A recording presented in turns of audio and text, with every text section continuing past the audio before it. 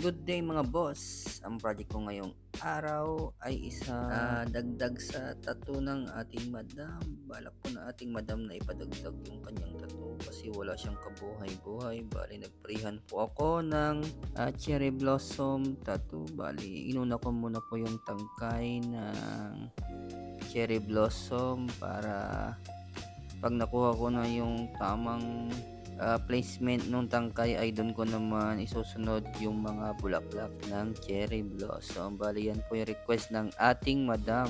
Bali may pinakita pong pattern yung ating madam. Hindi ko naman siya talaga kokopyahin. Basta ako nang bahala.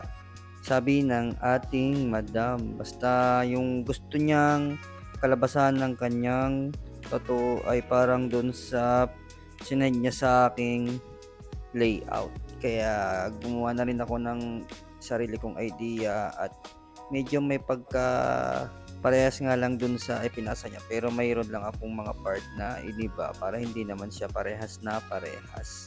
Kasi ganun daw yung gusto niyang maging itsura nung kanyang tattoo dun sa pinapadagdag niya para magkabuhay naman yung butterfly sa kanyang binti. Kaya kung makikita nyo, hindi ako dito nag-stencil. Talagang freehand nga lang yung ginawa ko para mabilis nga lang din kaming matapos. At madali lang naman siyang i-freehand, hindi naman siya ganun kahirap. Basta meron kang pattern na pagkokopyahan, paggagayahan, ay madaling-madali na lang yan. Basta marunong ka lang mag-freehand.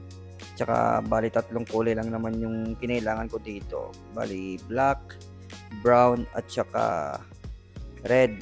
Yun lang naman po yung tatlong kulay na ginamit ko dito sa ginagawa kong pyesa. Kaya bali kung makikita nyo, may halos patapos na po ako at napakabilis ko lamang tong ginawa. Nasa 40 minutes ko lang po ito bago ko natapos. At ang ginamit ko nga po palang karayom dito ay 7RL at saka 11M1.